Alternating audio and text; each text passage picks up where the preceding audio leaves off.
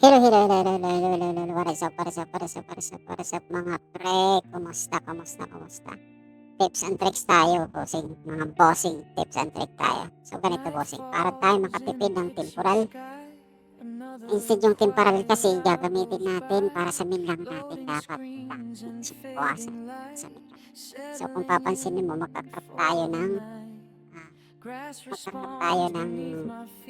life force. So, gagamit siya ng 1.5 na temporal.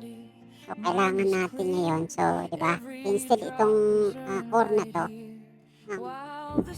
dito tayo magkakrap. So, ang gagawin natin sa out na lang. Di ba? Sayang yung 1.5 na 1.5 na temporal.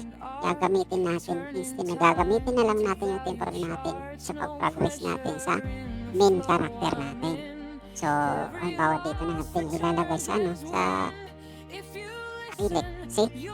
Diyan na lang natin ilapag yung natin, yung temporal. Huwag na natin gamitin sa iba. Yung bossing. So, kung papansin mo, mayroon tayong na-receive dito sa achievement.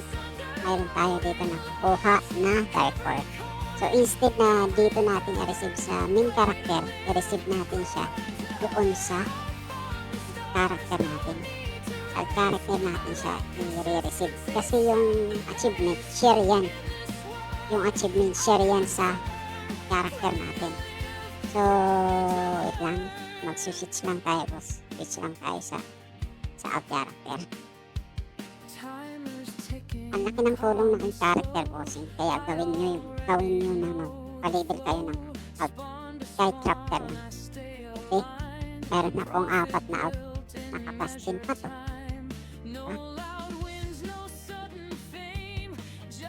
Okay. So ngayon, i-receive na ngayon natin yung artwork dito sa achievement. So, kunin natin. See? Successfully 38 pieces. Ngayon, makakrap tayo ng artwork. Para makakrap tayo ng epic na radiant type. Okay.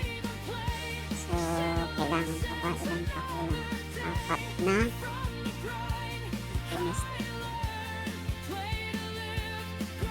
alchemist. Kailangan pa ng 2 alchemist. So, makakapa tayo ng kulang.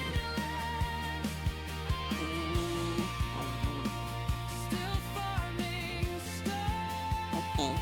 So, ngayon, gagamit tayo ngayon ng temporal sa out 1.5k na temporal. Which, yung temporal kasi na to, hindi ito share sa main character natin. Hindi ito share. Kaya, yung temporal ng out, yun ang gagamitin natin. See? Successfully.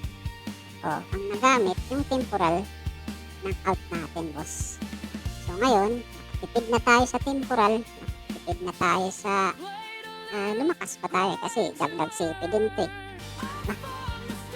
Ipapatong natin sa mount natin. So, wait lang, pipili tayo ng worth it na i-upgrade. Lahat yan ng mga mount ko, kailangan i-upgrade.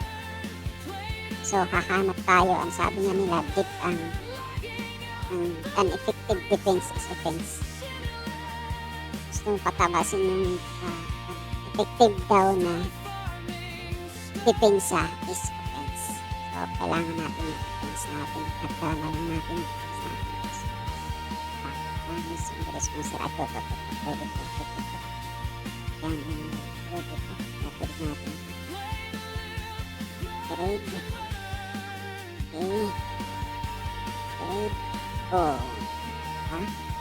So, yun lang mga bossing. Sana nakatulong sa inyo yung tips and tricks na to. Huwag nyo naman kalimutan mag-like, mag-subscribe sa channel natin. Kanahan tayo maggawa pa ng simple tricks but effective para sa mga free-to-play na players natin. So what's up? Thank you for watching, bossing. Sana paldo din kayo. Salamat. Chinilas.